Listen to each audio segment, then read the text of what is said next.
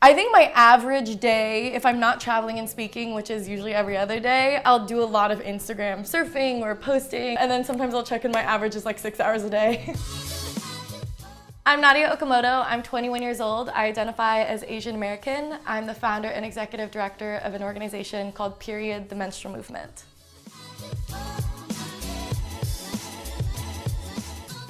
Growing up, I was actually very ashamed of being Asian. It wasn't until about 2 years ago that I stepped into not only wanting to, but being excited about being Asian American and trying to understand what that means. Japan and Taiwan don't have a very friendly history, especially among my grandparents, and I very much grew up around that rhetoric that was very antagonistic of each other. When I was 9, I moved to Portland, Oregon, which is the whitest major city in the United States, and I feel like I very much internalized it by wanting to be as culturally white as possible. And then also being confused because I was never one to fit in with the other Chinese kids in the class because I don't speak another language, I can't name a single holiday. And all of that really changed 2 years ago because when I was 19 years old and a freshman at Harvard, I ran for office and accidentally became the youngest Asian American to run for office in the United States. And so I've sort of been pushed into the limelight and pushed into needing to better understand who I am and where I come from. So I started my organization, Period, when I was 16 years old, and I know periods are not the most common thing to be obsessed with, but my passion for periods comes from a really personal place. I founded the organization after my family experienced living without a home of our own, and during that time I talked to homeless women who were in much worse living situations than I was in, and heard their stories of using toilet paper and socks and brown paper grocery bags and cardboard to take care of their periods. I think learning about things like the tampon tax was a really big wake-up call for me of being are you fucking kidding me? How are periods still treated as, this, luxury thing that we have to take care of, and wanting to fight for menstrual hygiene as a right. Still today, in 35 states, there's a sales tax on period products, considering them luxury items. Meanwhile, products like Rogaine and Viagra are considered essential goods.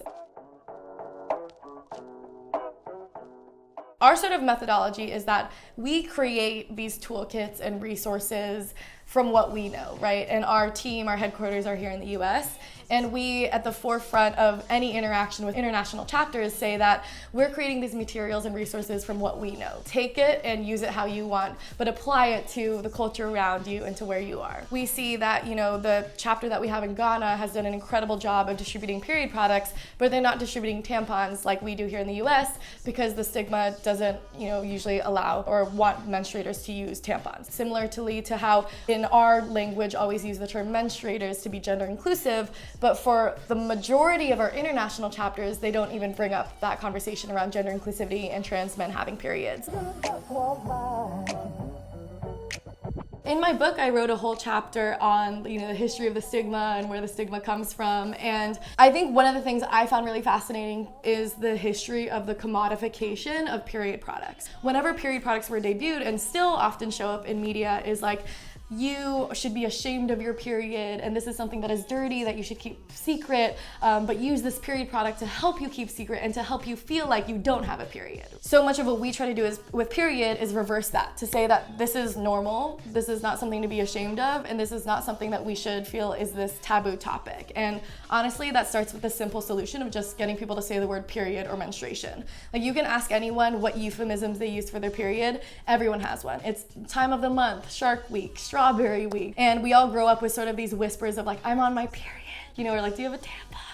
And so much of what we try to do is just say, we're Period, we are the menstrual movement, we say period, period, period, period, everyone has periods, you either get your period, or you know someone who gets your period, you love someone who gets their period, or you're here because menstruation makes human life possible. So much of just trying to normalize the normal is our way of trying to break the taboo.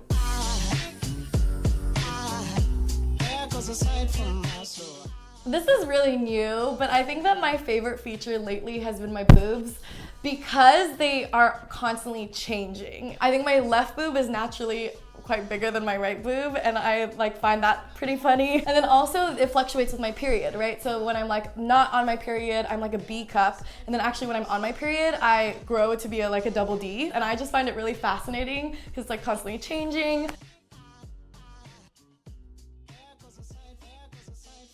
My biggest piece of advice to anyone who wants to start something is to just go for it and stop thinking too much. And I mean, this is something that I think my mom always warns against, that like I should think more before I act. But I actually think like I meet so many aspiring entrepreneurs who tell me like, I have a passion about something, I have this idea and I have this plan, but I don't know if it's the right plan. And my thing is like, worry and doubt is the biggest thing that's gonna stand in your way. You're gonna fuck up, you're gonna make mistakes, but like you just have to act. Just close your eyes and jump. Even if you'll get pushback, even if you'll get a bunch of rejections, it's better than just sitting there worrying that you don't have the right first step. When I hear the phrase live tinted, I just think about like a really strong woman of color who very proudly wears and owns who she is and what she looks like, truly owning who they are. My name is Nadia Okamoto and I live tinted.